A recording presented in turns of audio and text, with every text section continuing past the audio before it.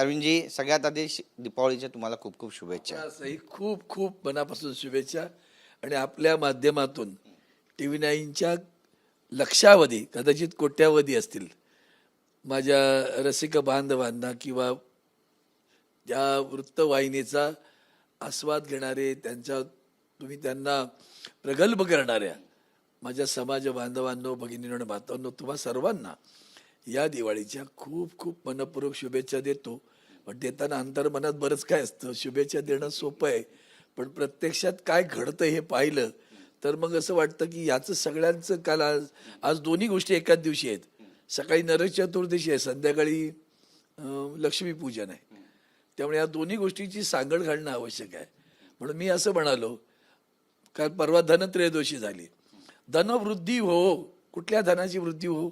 धनवृद्धी हो वैचारिकतेचे, बल वृद्धी हो निष्ठावंतांचे, बल वृद्धी हो निष्ठावंतांचे, निर्दालन करू नरकासुरांचे, हेच तेज असेल भाऊबीजेचे.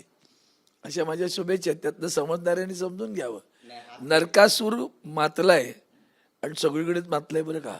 तो राजकीय आहे, सामाजिक आहे, आर्थिक आहे. या नरकासुराचं निर्दालन आज सकाळी नुसतं कारण फोडून जमणार नाही आहे, ते करावं लागेल. त्यासाठी निष्ठावंतांचं बळ वाढलं पाहिजे आणि निष्ठावंतांना नैतिकतेचे आणि वैचारिकतेचे धन मिळालं पाहिजे. ती नैतिकता हरवली आहे आणि म्हणून तरच ती खरी भाऊबीज. आम्ही तुम्हाला भाऊबीज करतो सगळ्या बहिणींना, पण आमचं सिलेंडर अजूनही 1200 रुपये आहे बरं का. ही भाऊबीज जरा बघून घ्यावी. आणि कोणीतरी निवडणुकीच्या तोंडावर उद्या सांगेल, पण हल्ली सांगतात दुसऱ्या राज्यात जाऊन, म्हणजे देशाचे पंतप्रधान सांगतात की 500 रुपयात देऊ. अरे मग तुम्ही देशाला द्या ना, त्या राज्याला काय का देता. त्यातनं लक्षात ठेवायचं, निवडणूक तोंडावर आली आहे, पुन्हा निवडणूक संपताच काय भाव वाढवू शकतात अशा माणसांना कायम दूर ठेवणं. आणि ज्यांनी जीवनाचा बाजार मांडला स्वतःच्या, त्या जीवनाचा बाजार ज्यांनी मांडलाय ना, त्यांना त्यांच्या बाजारातनं घरी बसवा. हे बाजारात सुद्धा दिसता कामा नयेत अशी माणसं. आज इकडे, उद्या तिकडे, परवा तिकडे. म्हणून ते वैचारिकतेचे धन, नैतिकतेचे धन आणि निष्ठावंतांचे बल महत्वाचे. मी भाऊबीजेचा विषय काढला. भाऊ सगळे वेगळे झाले, तुमच्याकडून निघाले, वेगळे झाले. आज एकाच शाखेसाठी भांडणं सुरू आहेत, कोर्टामध्ये देखील जाणार आहेत. बहिणींनी कुणाला ओवाळायचा हा महत्वाचा प्रश्न आहे. बघा, बहिणींनी कुणाला ओवाळायचं म्हणजे मी एक छत्रपती शिवाजी महाराजांच्या वेळची वेगळी गोष्ट, म्हणजे बहिणींच्या संदर्भातली नाही, पण थोडीशी वेगळी गोष्ट, की त्या आमच्या भगिनी म्हणा की त्याची पत्नी आपल्या मावळ्याला ओवाळायची आणि युद्धावर तो जायचा. युद्ध जिंकून आले किंवा कसे आल्यानंतर परत ती म्हणायची, तुला पहिली पाठ दाखव तुझी. का रे, पाठ का दाखवू? नाही, तुझ्या पाठीवर वार असेल तर तू रणांगणातून पळाला असेल कदाचित, म्हणून तुला ओवाळण्याचं मला आनंद वाटणार नाही किंवा मला अभिमान वाटणार नाही तुला ओवाळण्याचा. पाठ दाखव. पाठीवर वार नसेल, छातीवर वार असेल तर तुला ओवाळण्यात मला मन आनंद आहे. आणि छातीवरचा वार फक्त निष्ठावंत घेऊ शकतो, विष्ठावंत नाही. आणि म्हणून ज्यांनी हे पाप केलं की स्वतःचेच किल्ले राजांचे सुद्धा काय म्हणूया सरेंडर करणारे, तेव्हाही काही लोक होते की त्यांना निष्ठावंत म्हणणार का? पण आपल्याच किल्ल्यावर दुसऱ्याचा झेंडा लावणारे किंवा त्या किल्ल्याला माझाच किल्ला म्हणणारे असे जी लोक आहेत ना, त्यांना काळ त्याची जागा दाखवतो आणि ती अल्पावधीत जागा दिसेल. राहुल नार्वेकर म्हणतात की जनतेच्या मनातला जो निर्णय आहे तो आम्ही देऊ, कायद्याने जो निर्णय होईल तो देऊ. तुम्हाला वाटतं निर्णय मिळेल? मला नाही वाटत. त्यांच्याकडनं काढीची अपेक्षा नाही. जनतेच्या मनातला निर्णय कसा असू शकतो? सर्वोच्च न्यायालयानं परवा फार अतिशय मार्मिक आणि वैचारिक असं विधान केलेलं आहे. किंबहुना कायदेशीर विधान केले, संविधानात्मक विधान केले. ते म्हणाले, माननीय सर्वोच्च न्यायालयाचे सरन्यायाधीश चंद्रचूड साहेब म्हणाले की आमची बांधिलकी संविधानाशी आहे, आम्ही जनतेला बांधील नाही आहोत. तुमच्या मनातला निर्णय देऊ असं काय घडत नाही, संविधानातल्या तरतुदीप्रमाणे निर्णय देऊ. आता हे तुमच्या मनातला म्हणजे कोणाच्या मनातला हे कळलं पाहिजे ना त्यांना. माननीय सर्वोच्च न्यायालयाने परवा हेही सांगितलं, सर्वोच्च न्यायालयाचे निर्देश डावलण्याचा अधिकार विधानसभेच्या अध्यक्षांना नाही. याच्यावर त्यांचं काय भाष्य आहे हे जरा विचारलं तर बरं होईल. मग थोडा प्रकाश पडेल की हे सर्वोच्च न्यायालयाच्या सरन्यायाधीशांपेक्षा मोठे आहेत का, हेही एकदा जनतेला कळू दे. पण ते सोबत असं पण म्हणतात की बहुमताला अधिक महत्व आहे, सूचक वक्तव्य म्हणावं. म्हणजेच काय, मग हे सगळ्या गोष्टी त्यांना आता ते, पहिली गोष्ट अशी आहे की सर्वोच्च न्यायालयानं जे कंपायलेशन म्हणजे डिबेट झालं ते पहिल्यांदा गृहीत धरलं नव्हतं, तेच गृहीत धरायला सांगितलंय.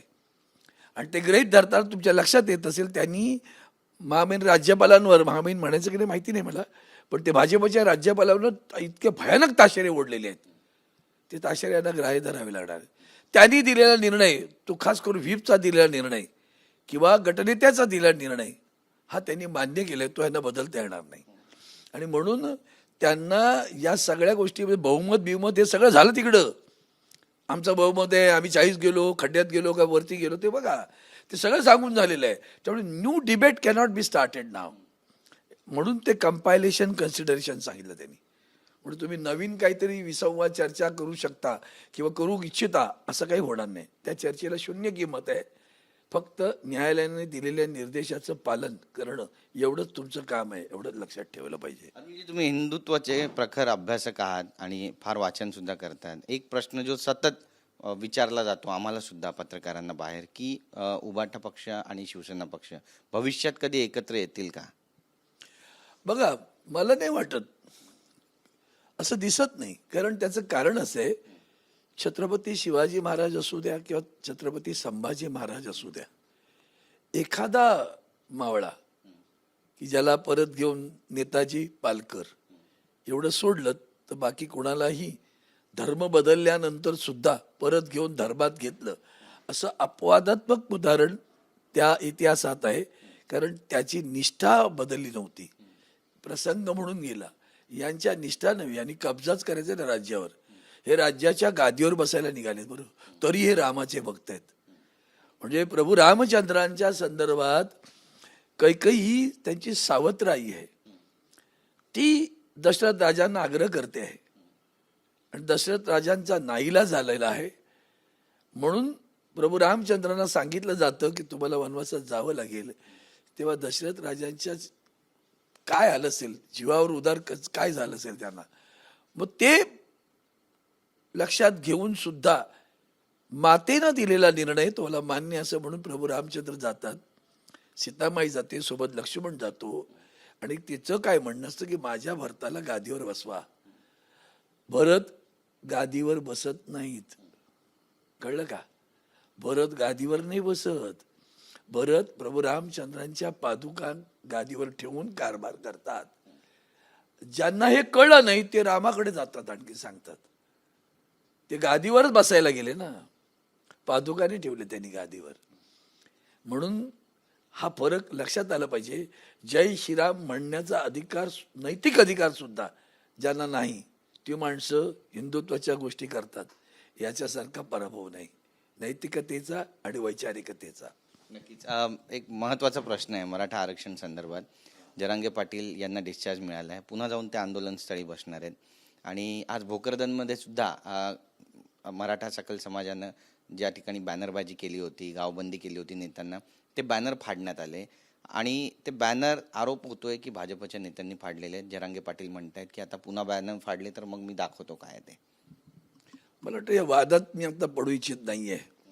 कारण कधी कधी ते काही लोकांना ते श्रद्धेय होतात, आदरणीय होतात. एका क्षणात निर्णय बदलल्यावर वाटतं या माझा पालन करता आलाय. खोटं बोलणाऱ्या लोकांचं काही काळ चालत राहतं. सत्याला नेहमी कसोटीला समोर जावं लागतं. आता मी प्रभू रामचंद्रांचं उदाहरण दिलं, ते सीतामाईला सुद्धा कसोटीला जावं लागलं. त्यामुळे कसोटीला सत्यालाच जावं लागलं, कधी असत्याला जावं नाही लागलं. सरकार म्हणतंय त्यामुळे जरांगे पाटील जे आंदोलन करतायत, ज्या मराठ्यांसाठी लढतायत, त्याच्या मागे एकजुटीनं उभं राहणं हेच खरं महत्त्वाचं आहे. त्यांना आरक्षण मिळालं पाहिजे. त्यांच्या नाकावर, आत्ता सरकारच्या नाकावर टिचून तिथं नितीश कुमारांनी कसं आरक्षण वाढवलं हे तुम्हाला कळलं असेलच आता. त्यामुळे जे गोल गोल फिरवतायत ना, अशा अनाजी पंतांच्या संस्कृतीत वाढलेल्या लोकांपासून जरांगींनी सुद्धा सावध राहिलं पाहिजे. एवढंच आम्ही निमित्तानं मला सांगायचं आहे. सरकार मराठा आरक्षण देणार नाही असं वाटतं तुम्हाला? मला वाटत नाही, कारण त्यांना ती मुळात त्यांना कितपत कळलं हेच मला कठीण वाटायला लागलं आता. काहीही वक्तव्य केली जात आहेत आणि जी खडाजंगी सध्या सुरू आहे, म्हणजे सरकारमधल्याच 2 मंत्र्यांची किंवा मंत्रिमंडळातील अनेक मंत्र्यांची एकमेकांच्या विरोधात, ती खडाजंगी पाहिल्यानंतर ते कुठेतरी निर्णयाप्रत येतील अशी आशा कुठे बाळगण्याचं दिसत नाही. असं की आपली आशा बाळगू शकतो, हे काहीतरी करतील असं वाटत नाही मला. जे सत्ताधारी आहेत त्यांना दिवाळीच्या शुभेच्छा तर द्या. मला वाटतं मी सुरुवातीला जी माझी कविता वाचली तीच तर खरीच दिवाळीची शुभेच्छा आहे. म्हणून मी तुम्हाला त्याच शुभेच्छा पुन्हा सांगतो. बल वाढो कोणाचं, धन वाढो कोणाचं, धन वाढो धनवृद्धी ओहो वैचारिकतेचे नैतिकतेचे, बल वाढो निष्ठावंतांचे, बलवृद्धी हो निष्ठावंतांचे, निर्दालन हो नरकासुरांचे. आता ते कशात बसतात ते तुम्ही ठरवा. निर्दालन हो नरकासुरांचे, हेच ते जे असेल भाऊबीजेची, ती भाऊबीज काय आहे? फक्त बहीण भाऊ नाही, सारा महाराष्ट्र आमचा भाऊ आहे, बहिणी आहेत. त्या बहिणींचं कुंकू सुरक्षित करणं, त्यांच्या आयुष्यात चांगलं जीवन देणं, जमलंच तर सिलेंडर स्वस्त देणं, महागाई कमी करणं, त्यांचं संरक्षण करणं, हे जरी झालं तर तेच खरं दिवाळी असेल असं मी समजतो. धन्यवाद आमच्याशी बोलल्याबद्दल. तर अरविंद सावंत यांनी आपल्या शैलीमध्ये सत्ताधाऱ्यांना शुभेच्छा दिलेल्या आहेत आणि मराठा आरक्षण हे सरकार देऊ शकत नाही असं सुद्धा ते सांगतायत. जरांगे पाटलांनाही त्यांनी आवाहन केलेलं आहे. नेमकी यावर आता प्रतिक्रिया काय उमटणार पाहणं महत्त्वाचं ठरेल. कॅमेरा पर्सन रोशनसह गिरीश गायकवाड, TV9 मराठी, मुंबई.